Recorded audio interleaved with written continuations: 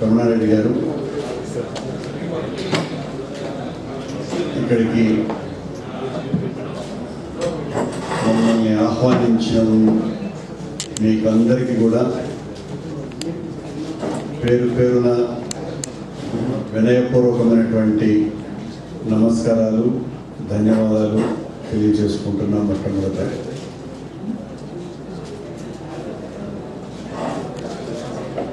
భారతీయ మూలాలు మర్చిపోకుండా ఆ సాంప్రదాయాలకు, సంస్కృతికి, విలువలకి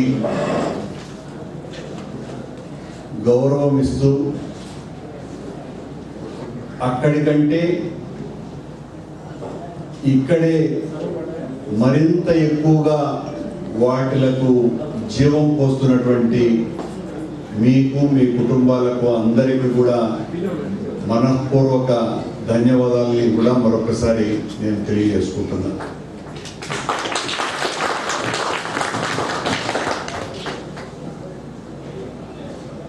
నేను ఒక్క మాట కూడా రాజకీయ ప్రసంగం చేయనని మొట్టమొదటి మీకు వాగ్దానం కూడా చేస్తుంది.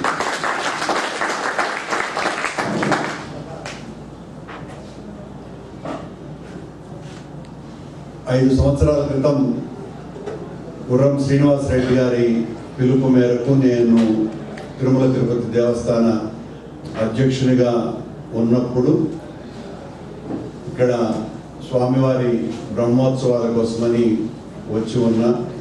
మళ్ళీ అదే ఆలయానికి సంబంధించినటువంటి మరొక కార్యక్రమానికి నన్ను, తమ్ముడు భాస్కర్ రెడ్డిని పిలిచినందుకు ధన్యవాదాలు తెలియజేసుకుంటూ,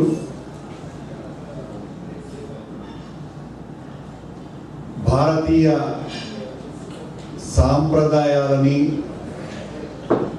భారతీయ విలువలని కాపాడుకోవాలని మీలాగే అక్కడున్నటువంటి మేము కూడా తాపత్రయపడుతున్నాం. నేను గతంలో తుడా అధ్యక్షుడిగా కూడా ఉండిన, ఆ తర్వాత టీటీడీ అధ్యక్షుడిగా ఉండినప్పుడు తిరుపతిలో మానవీయ విలువలకు సంబంధించి, తరతరాల భారతీయ సాంప్రదాయాలకు సంబంధించి పతనమవుతున్నటువంటి వాటి విలువల గురించి ఆర్తితో బాధపడి వరుసగా 4 సంవత్సరాల పాటు ప్రతి సంవత్సరము దాదాపు 10 రోజులు దీనికి సంబంధించినటువంటి అనేక సమావేశాలని నిర్వహించి వివిధ దేశాలలో ఉన్నటువంటి తెలుగు ప్రతినిధుల్ని కూడా ఆ సమావేశాలకు పిలిపించటం కూడా జరిగింది.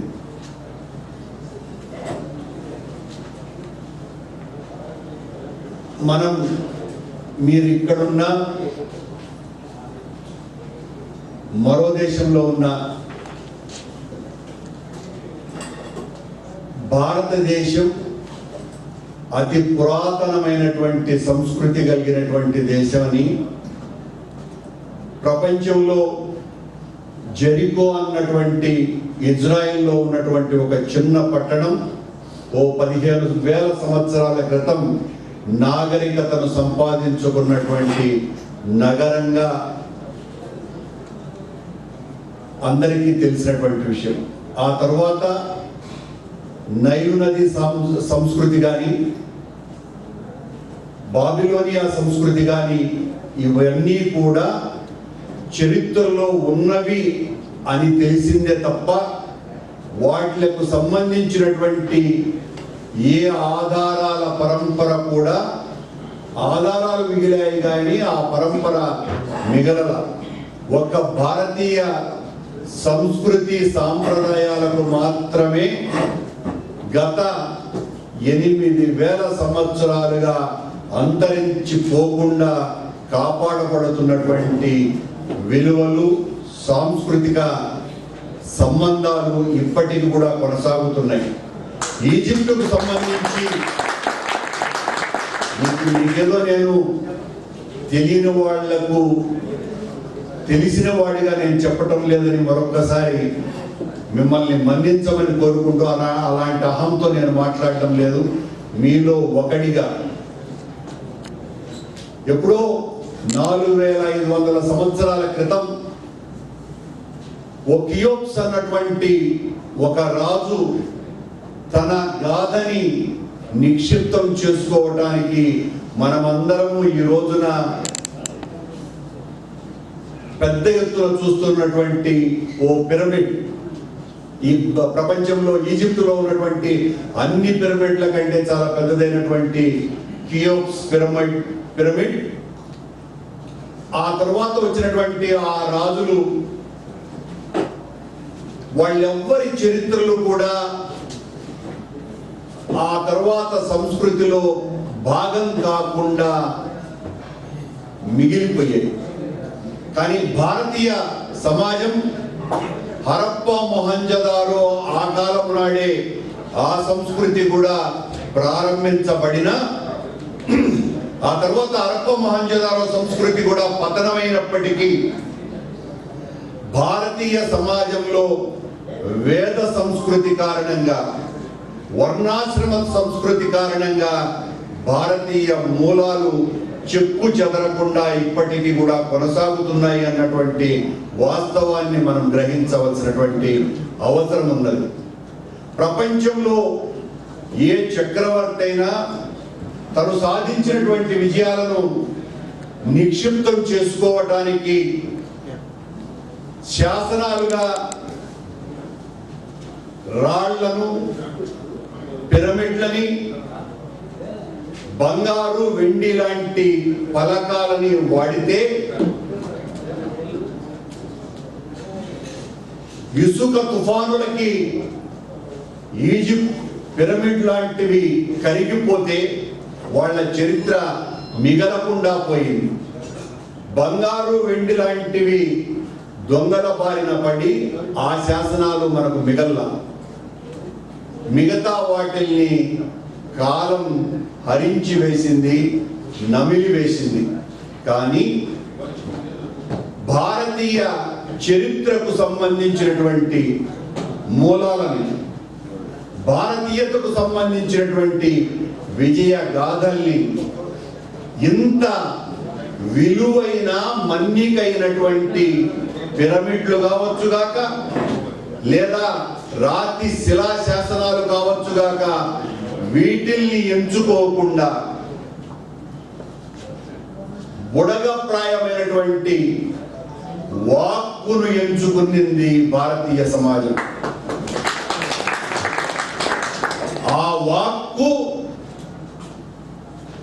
ఒక్క తరములోనే నశించిపోవలసినటువంటి వాక్కు తరతరాలుగా, తరగలుగా నిరంతరాయము ప్రవహిస్తూ ఇప్పటికి దాదాపు 8000 సంవత్సరాలుగా చెక్కు చెదరకుండా వేదం జీవన నాదంగా ప్రతి ప్రజల స్రవంతిలోనూ కూడా కలుస్తూ మనకు విజ్ఞానాన్ని ప్రబోధించి, విలువల్ని నేర్పించి, మానవీయతను ప్రబోధించి ఇప్పటికీ కూడా చిరంజీవిగా ఉన్నటువంటి సాంప్రదాయ విలువలు కలిగినటువంటి దేశం ఏదన్నా ఉంది అంటే ఒక్క భారతదేశమేనని మనం సగర్వంగా చెప్పుకోవాలి.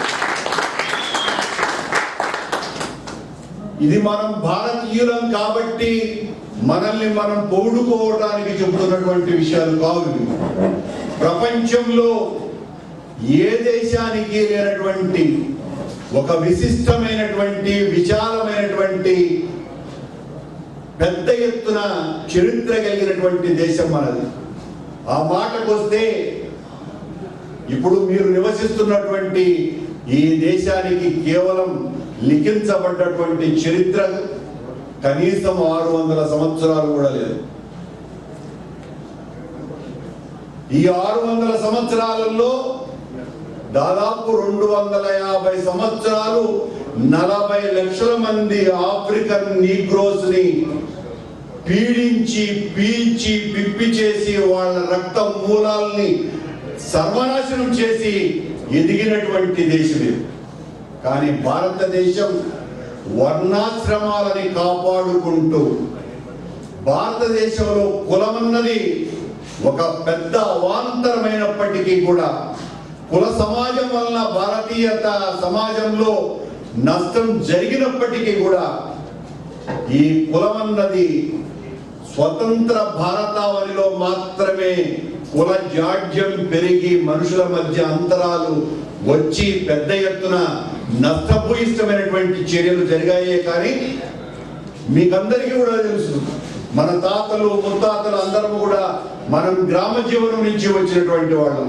నిజంగా మన మధ్య కులాల మధ్యన చిచ్చు ఈ రోజులాగే ఉండి ఉంటే ఆ గ్రామాలు 100 సంవత్సరాలు కాదు కదా, కనీసం 5 సంవత్సరాలు కూడా బ్రతకలేనటువంటి పరిస్థితులు. ఎందుకు